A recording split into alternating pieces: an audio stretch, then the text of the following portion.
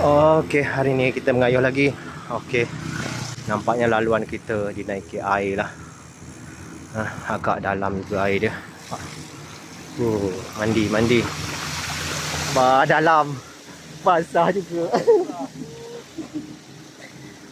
Basah kasut.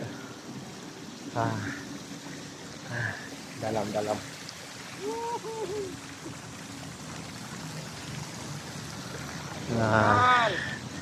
Ya, dalam air dalam. Basah. Basah dia tadi tu. Dia tak boleh elak ah.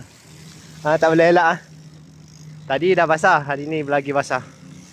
Kena air kita, basah hujan. Air. Ya.